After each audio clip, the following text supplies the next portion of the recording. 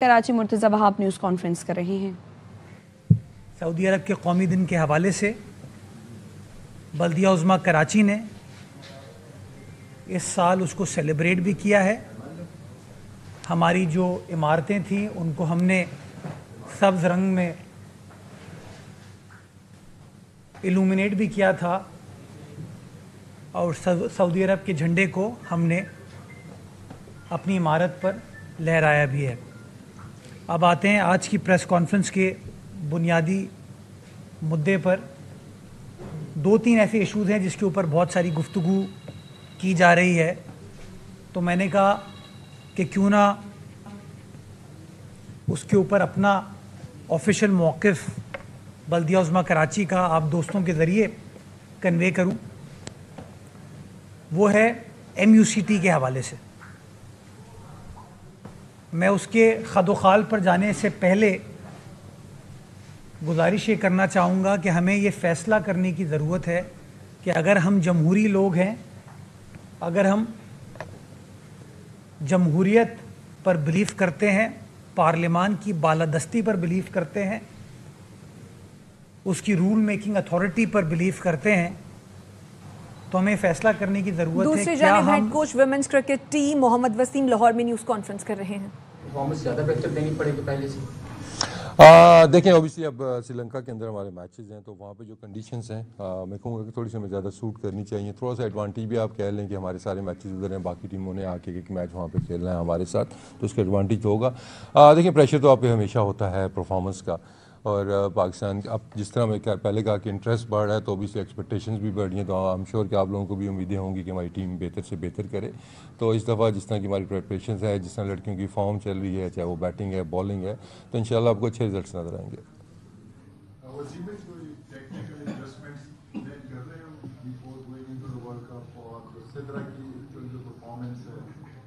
उसको आप किस तरह मतलब है कि पूरी टीम उसके अराउंड कैसा लग रहा है? देखिए, टेक्निकली जितनी चीज़ें हम ट्राई कर सकते थे इस आखिरी सीरीज में हमने की है, चाहे वो थोड़ा सा बैटिंग ऑर्डर में हमने शफल की है, कम्बिनेशन हमने वो ट्राई की है, डिफरेंट आपने तीनों मैचों में चेंजेस देखी होंगी, तो जहाँ तक हो सकता है हमने किया था। अभी 2 मैचेस हमारे पास फॉर्म मैचेस भी हैं, तो वहाँ पे भी हमें मौका मिलेगा, लेकिन pretty much we are sorted, चाहे वो बैटिंग ऑर्डर की बात है या बेस्ट प्लेइंग 11 की बात है। हाँ, वो कंडीशंस के हिसाब से कोई का चेंज होती है तो एक अलग चीज़ है, अदरवाइज तो pretty much we are ready. बाकी देखें, आपने टैक्टिक्स की बात की है, तो सिद्रा का टीम के अंदर रोल ही यही था, सिद्रा खुद भी इस पर थोड़ा बात कर लेगी, लेकिन हमारा प्लान बैटिंग का यही है कि सिद्रा हमारी मेन एंकर है, इसके अराउंड बाकी बैटर्स ने खेलना। और जिस तरीके से सिद्रा की फॉर्म चल रही है, ना सिर्फ अभी से बल्कि आप क्वालिफायर से देखें, कंसिस्टेंटली हर मैच के अंदर ये परफॉर्म करती आ रही है, तो इंशाल्लाह हमें उम्मीद है कि वर्ल्ड कप में भी ये सिलसिला उनका जारी रहेगा। No pressure Sidra. ये एडमिनिस्ट्रेटरशिप का दौर हो, उसमें वो लगा रहा।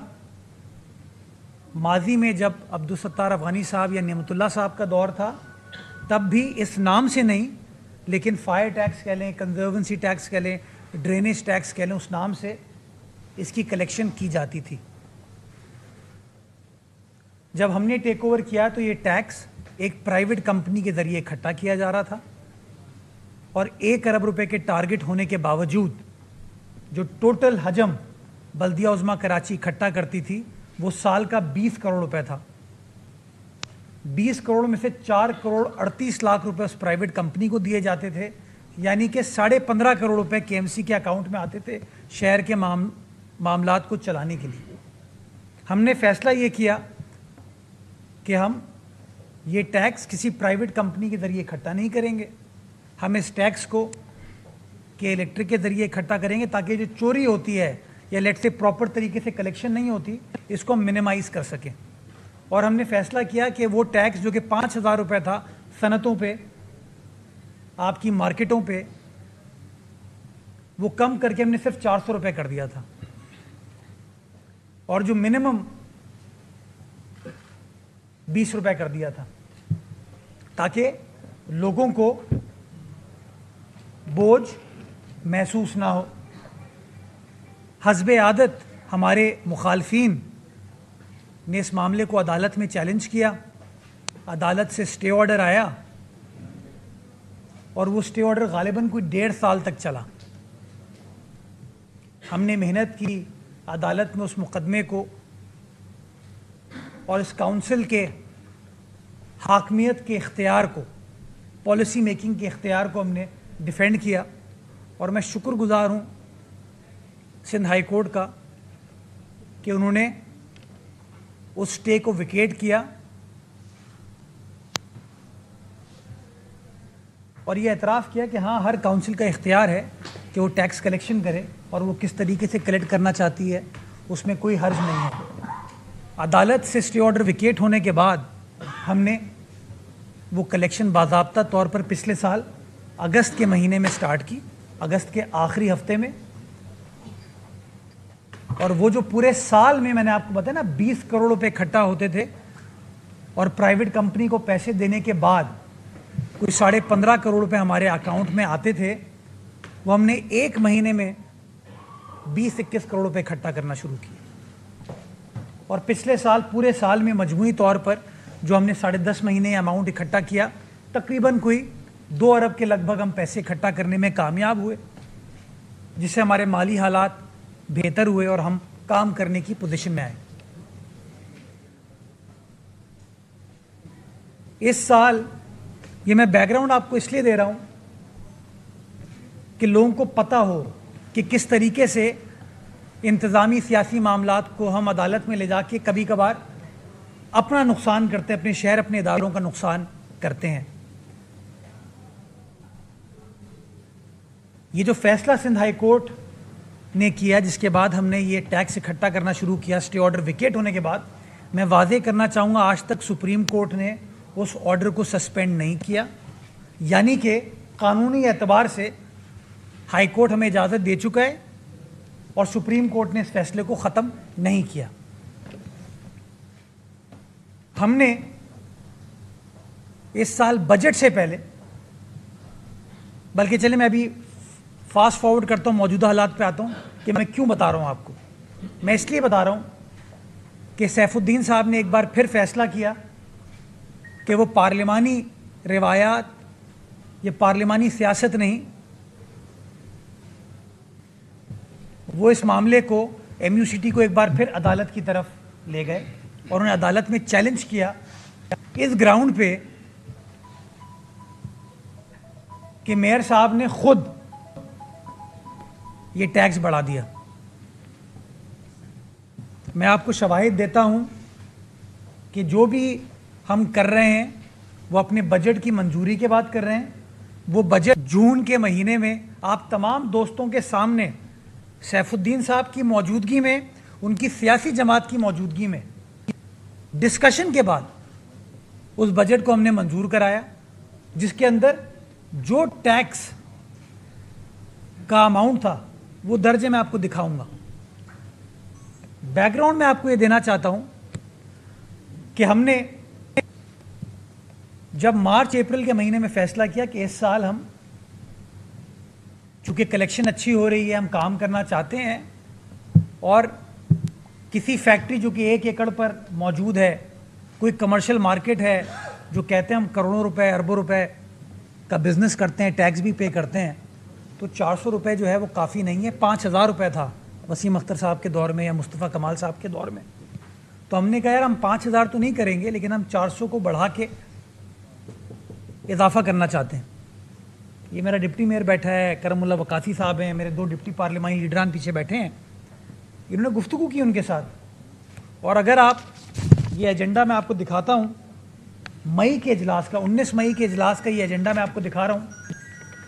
इसके अंदर हमने इसमें इजाफा करने का एजेंडा पेश किया। उन्होंने इंगेज किया हमारे, उन्होंने कहा जी अभी ना करेंगे, आप बजट में कर लीजिएगा।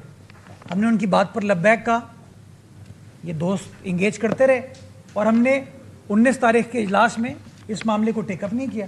चाहते तो कर सकते थे और हमने बजट का वेट किया। ये डॉक्यूमेंट बजट 2025-2026, इसमें तमाम तजावीज़, तमाम तर तफसीलात हमने काउंसिल के सामने रखी। आप मीडिया के दोस्तों को भी कागज़ मिला था, ये बुक मिली थी और हमारे काउंसिल के अराकीन को भी मिली थी। इस किताब के सफ़ा नंबर 22 और 23 पर ये MUCT का चैप्टर है और इस MUCT के चैप्टर में सफ़ा नंबर 23 पर ओल्ड रेट और नए रेट दोनों का जिक्र है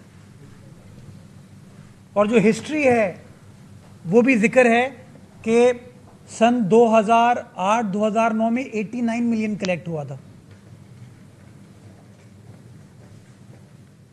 और 2024-25 यानी कि जब हमने टेक ओवर किया और हमने कलेक्ट करना शुरू किया तो उसमें जो अमाउंट कोटेड है वो 1.6 बिलियन है। साल का जो 15 करोड़ रुपए आता था वो डॉक्यूमेंटेड 1.68 बिलियन हमने इसके अंदर शो किया और फिर हमने इसमें टेबल में बताया कि पुराना रेट ये, नया रेट हम ये करने जा रहे हैं। काउंसिल में आया, ये तो पढ़े लिखे लोग हैं, बाकमाल लोग हैं, समझदार लोग हैं। एतराज था, वोट करते इसके खिलाफ, नहीं किया। एक दिन का गेम। पहले दिन जब हमने डिस्कशन स्टार्ट की, सैफुद्दीन साहब ने उस पर बहस की थी, अपनी स्पीच में वो जिक्र कर देते।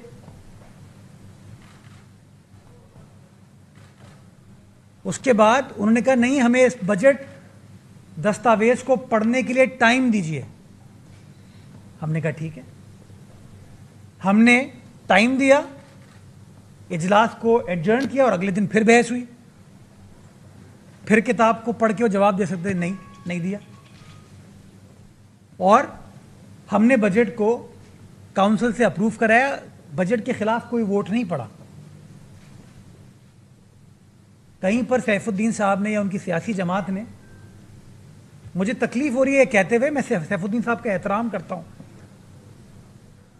लेकिन मैं गलत बयानी से इतना तंग आ गया हूं, इतना तंग आ गया हूं इस मुनाफकत से कि मुझे ये बयान करना पड़ता है। मेरे लिए काबिल एहतराम है, मेरा बुजुर्ग है वो आदमी, लेकिन मैं समझता हूं मेरे लिए वाजिब है कि मैं बताऊं लोगों को कि यार ये दोहरा मयार नहीं हो सकता। आप अदालत जा रहे हो, ये कह रहे हो, और आप सबने वो प्रेस कॉन्फ्रेंस सुनी है कि जी काउंसिल की मंजूरी के बगैर मेयर ने ये चीज़ कर ली। ये मैंने कागज़ दिखा दिया आपको। उसके बाद ये करारदाद है तमाम बजट दस्तावेजात की जो काउंसिल से अप्रूव होती है, ये पेश किया गया, उसके बाद करारदाद मंजूर हो गई।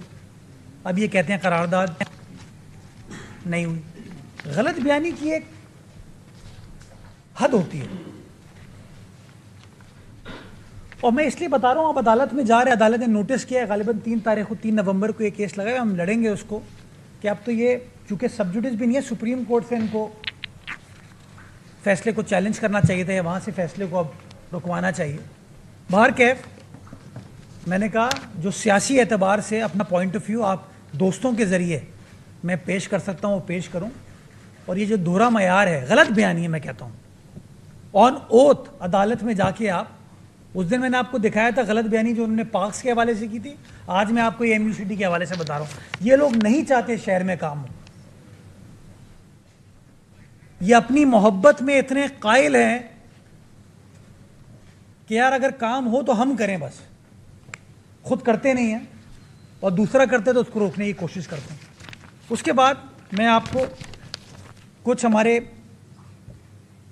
दोस्त अगेन सियासी हैं, तिजारत से ताल्लुक़ है उनका, उन्होंने एतराज़ किया कि जी ये आपने हमसे पूछे बगैर कैसे बढ़ा लिया। मैं पूछना चाहता हूं उनसे, उन भाइयों से, कि जब FBR टैक्सेशन करती है तो उनसे पूछ के करती है। जब मैंने 5,000 रुपए से कम करके 400 रुपए किया था तो मैंने उनसे पूछ के किया था। ये काउंसिल का इख्तियार है। 5,000 रुपए को कम करके 400 रुपए कर दिया गया और 400 रुपए को बढ़ा के 750 रुपए किए। अब मैं बताता हूं क्यों। पिछले साल जुलाई 2024 से अगस्त 2025 तक एक ज़माना था इस शहर के अंदर बल्दिया के फैक्ट्री के हादसात होते थे, बड़े इश्यूज थे, आग लगती थी, कहीं आप और इदारों की एम्बुलेंसेस को देखते थे, फायर ब्रिगेड को देखते थे। अब सब्सटेंशियल डिफरेंस आया है हमारी परफॉर्मेंस में, और मैं फिगर कोट करना चाहूँगा आपको कि हर साल फायर ब्रिगेड के महकमे पे बल्दिया उज़्मा कराची 2 अरब रुपए खर्च करती है, तनख्वाहों की मद में फायर रिस्क अलाउंस की मद में और एडीपी डेवलपमेंट की मद में। तो पिछले साल 760 आग लगने के वाकयात हुए सनतों में या मार्केटों में। 760 बड़े पैमाने की भी आग लगी है, छोटे पैमाने की भी आग लगी है, दरमियाने दर्जे की भी लगी है। वो यही हमारे मेहनत कश जो फायर ब्रिगेड का स्टाफ है, जिसको हम लोग फायर रिस्क अलाउंस देते हैं, बिकॉज वो अपनी जान हमारे लिए जोखिम में डालते हैं। मैं सलाम पेश करता हूं उनको। 760 सनतों में और कमर्शियल मार्केट्स में आग लगने के वाकयात हुए। 477 वाकयात घरों में आग लगने के हुए और 402 वाकयात जो छोटे मोटे होते हैं ना, कहीं झोपड़ी में आग लग गई, कहीं ओपन एरिया में आग लग गई। 1600 वाकयात हुए जो कि केएमसी की फायर ब्रिगेड टीम ने क्लियर किए। ये नालों की सफाई में खर्चा हुआ, ये कहां से होता है? आज हम ये सड़कों की अस्तरकारी कर रहे हैं, कहां से हो रहा है? यही पैसा जो हमारे पास आ रहा है, जो मैंने आपको बताया पिछले साल 1.68 बिलियन आया, बजटेड है। और इस साल मैंने आपको बताया, वो बताता हूं भी, आपको एग्जैक्ट नंबर देता हूं, आप खुश होंगे सुन के। अगस्त के महीने में 35 करोड़ रुपए के इलेक्ट्रिक ने इकट्ठा किया। 35 करोड़ रुपए, जो साल का 15 करोड़ रुपए हमारे अकाउंट में आता था, वो 35 करोड़ रुपए इकट्ठा हुआ। एक बड़े अरसे के बाद केएमसी अपने बिजली के बिल खुद पे कर रही है। अब सिंध गवर्नमेंट नहीं पे कर दी, पहले सिंध गवर्नमेंट पे कर रही थी। हमने 8 करोड़ 80 लाख रुपए अपना बिजली का बिल खुद पे किया। उनका कलेक्शन चार्ज 7.5% का वो दिया। 24 करोड़ रुपए मेरे अकाउंट में ट्रांसफर हुए हैं, केएमसी के अकाउंट में, एक माह में। और वो 24 करोड़ रुपए का मतलब है कि मेरे पास 24 करोड़ रुपए हैं कि आज मैं गली मोहल्लों को भी ठीक कर सकूं और अपनी शाहराओं को भी ठीक कर सकूं। किसी की तरफ जा नहीं रहा हूं कि हाँ यार ये जो इमीडिएट काम करने की ज़रूरत है। जहां देखें कोई हादसा होता है, आपको केएमसी रिस्पॉन्सिव नजर आती है। आप तनकीद कर सकते हैं, आप कह सकते हैं यार इसको इस तरह नहीं, इस तरह करना चाहिए था, उस तरह करना चाहिए था, लेकिन कम से कम आपको केएमसी की प्रेजेंस नजर आती है, काम करते हुए नजर आते हैं। ये वो दौर नहीं है कि कहीं हमारे पास इख्तियारात नहीं है, इसको पॉलिटिसाइज करना। तो मैं हकायक आपको बताना जा रहा था कि हकायक हैं क्या। अब आ जाएं जो दूसरा आजकल मेरा एजेंडा है, 11 बजे की प्रेस कॉन्फ्रेंस का जवाब देने का। बा कमाल, बा किरदार, बा सलाहियत अफराद कहते थे पिछले 2 साल से कि हमारे पास तो ना वसाइल है, ना इख्तियारात हैं, हर चीज़ के ऊपर सिंध हुकूमत काबिज़ है। हमने पहली प्रेस कॉन्फ्रेंस की मजबूरन मुनाफिकत को एक्सपोज करने के लिए। हमने बताया 27 अरब रुपए इनको मिले हैं। इन्होंने जवाब में प्रेस कॉन्फ्रेंस की और कहा कि नहीं, 27 अरब में तो तनख्वाह भी पे करते हैं हम। हमने कहा ठीक है। फिर हमने इसका जवाब दिया कि इतने अरब रुपए उस 27 अरब में से तनख्वाह पे करने के बाद आपके पास बचे हैं। पहली चीज़ एक्सपोज हुई। फिर हमने आपको बताया कि टाउन्स ने आके 14 अरब रुपए रोड कटिंग के मद में ले लिए। रोड कटिंग क्या होती है? आज मैं कल कहीं बैठा हुआ था, कोई दोस्त मुझे मिला जो लालू खेत में रहता है। एक दोस्त नाज़माबाद में रहता है। उन्होंने कहा सर आप खुदा का वास्ता है हमारी गलियों में आइए, जाके हाल देखिए। रोड कटिंग इसलिए ली जाती है कि अगर आपने रोड खोदी है 2 दिन बाद आके आप उसको रिपेयर कर दें, रेस्टोरेशन के लिए होती है। आज वो पैसे लिए हुए कई माह बल्कि ऑलमोस्ट 1 साल से ऊपर हो गया है, रोड रिपेयर का काम स्टार्ट नहीं हुआ। आप में से किसी सहाफ़ी का मैं एक इंटरव्यू देख रहा था, उनको कहा उन्होंने, मुनीम ज़फ़र साहब ने, कि यार हमें तो पैसे मिले ही नहीं अभी तक। फिर मैंने वो दस्तावेज़ात दिखाया कि हाँ भाई इनके अकाउंट में माशाल्लाह चालान इशू हुए हैं। जिना टाउन को इतने मिले हैं, न्यू कराची को इतने मिले हैं, नॉर्थ नाज़ाबाद को, गुलबर्ग को, लियाकताबाद को इतने मिले हैं। 14 अरब रुपए। और ये मैं अभी कम बता रहा हूँ आपको, अभी मैंने एक और पत्ता फेंका है।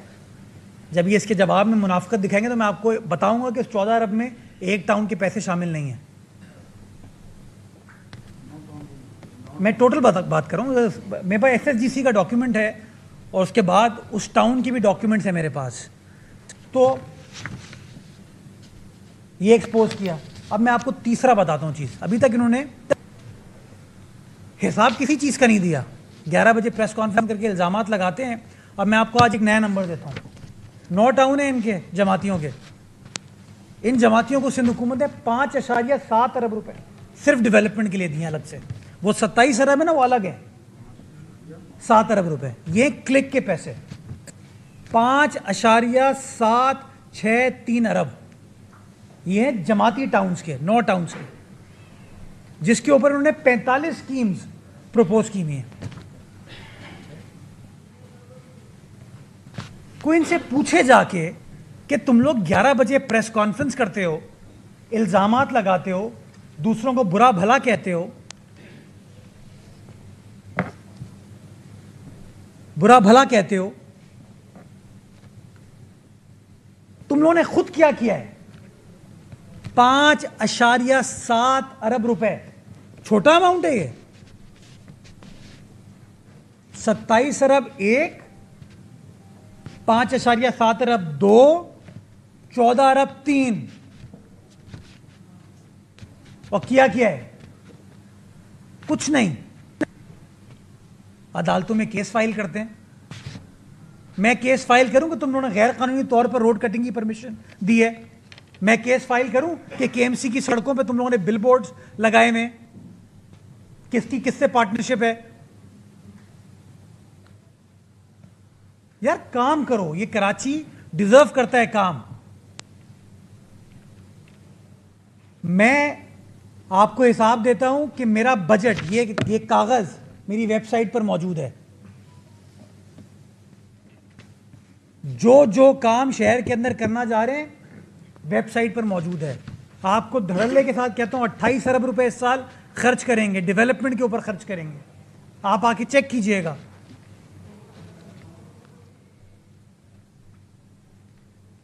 वो बताते हैं नेमतुल्लाह साहब के एग्जाम्पल। यार नेमतुल्लाह साहब के ज़माने में टाउन अच्छे थे, कुछ काम वाम कर लेते थे।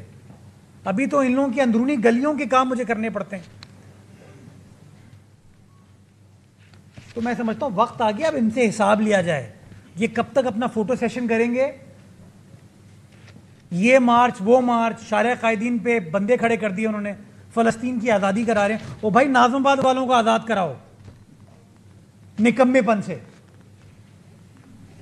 लियाकताबाद वालों को आज़ाद कराओ मुनाफकत से, न्यू कराची वालों को आज़ाद कराओ निकम्मेपन से।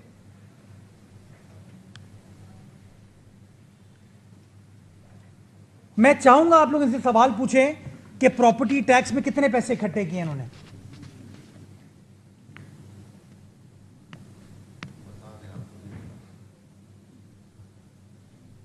मैं फखरिया कहता हूं, मुझे कहते हैं ना KMC पाकिस्तान की पहली काउंसिल है, लोकल काउंसिल, जिसने अपने आप को सैप सिस्टम पर डाल दिया। अब हमारी जाली भर्तियां नहीं हो सकती। कोई एक टाउन जमात इस्लामी के नेक, बाकिरदार, बावजू, बासलाहियत किसी टाउन चेयरमैन से पूछें कि तुमने अपनी मुलाजमतों को, अपने फाइनेंसेस को सैप सिस्टम पे डाला है? नहीं डाला।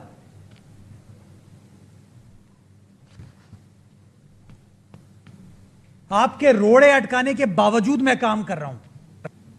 डिप्टी मेयर काम कर रहा है, पीपल्स पार्टी के नुमाइंदे काम कर रहे हैं। रोड़े अटकाने के बावजूद हम तो आपके मामलात में दखल अंदाजी नहीं करते।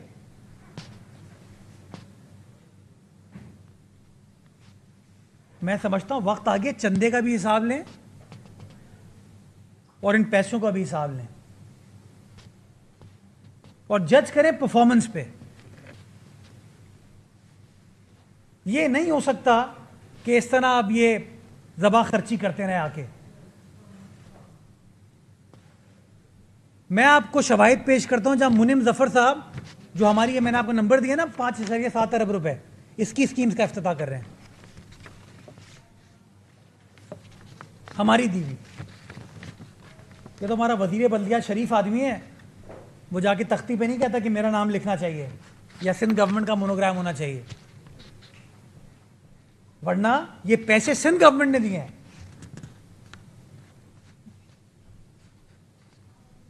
अभी वो शाहिद भाई आपने सवाल किया, नंबर दे दूंगा, अगली किस्त आएगी। ये इतने इनके झोल है ना, इतने हैं कि आप भी परेशान हो जाएंगे। तो मैं कहता हूं यार, मुनाफिकत, जैसे मैं बार बार कहता हूं, दहशतगर्दी से शहर को साफ किया है, मुनाफिकत से भी साफ करने की जरूरत है। ब्लैक एंड वाइट चले, जो है स्ट्रेट बात करें। ये नहीं हो सकता अदालत में जाके आप मजलूमियत का कार्ड खेलें और जाके कहें कि जी हमें तो बताया नहीं। तुम नन्हे काके हो, तुम्हें कागज नहीं पता, झूठ बोलते हो यार। अभी तक किसी के टाउन चेयरमैन ने जवाब दिया? जो मैंने आपको शवाहिद पेश किए थे कि फला पार्क में फला चीज बनी हुई है,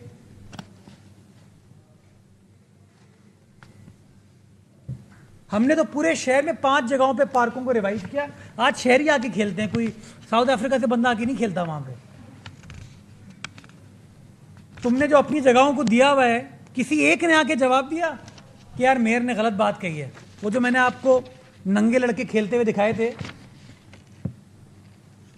कुश्ती करते हुए, वो टाउन चेयरमैन साहब ने आके बताया कि नहीं नहीं ये तो गलत है, ये एआई क्रिएटेड है।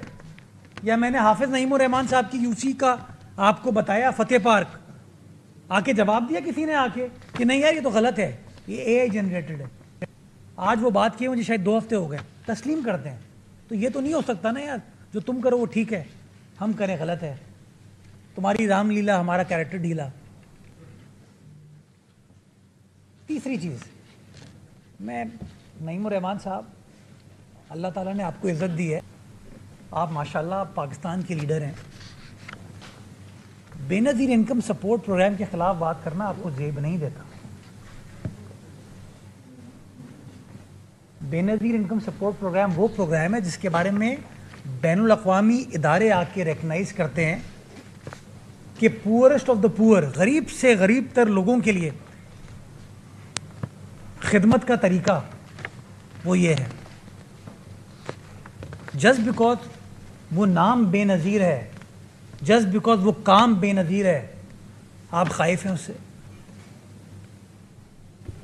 लोगों, आम आदमी का इस कराची शहर में वफाकी हुकूमत, मैं बता दूं आपको, चाहती है ख़त्म कर दे प्रोग्राम।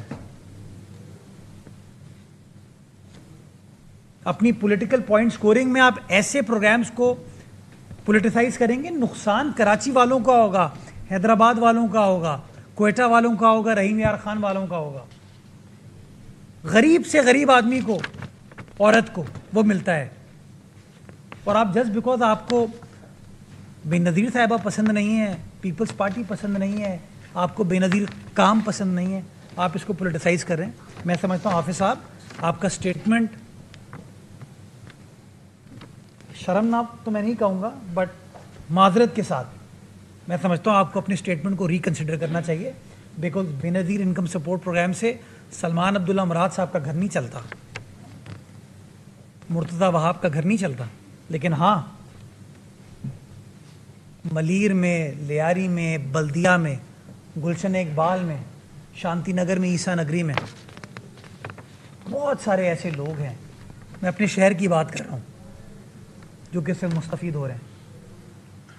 खुदारा अपने बोझ में वो जो गरीब लोगों का भला हो रहा है, उस भले को ख़राब ना करें। अल्लाह ताला हम सबको तौफीक दे कि हम मुनाफ़िक़त और झूठ से पाक मुआशरा बना सकें और अपने लोगों की बेलौस खिदमत कर सकें। पाकिस्तान जिंदाबाद। एक तरफ जो है ये कि आप कह रहे हैं कि ये टाउन्स काम नहीं कर रहे हैं, दूसरी तरफ आपने कहा कि इनको फंड दिए, ये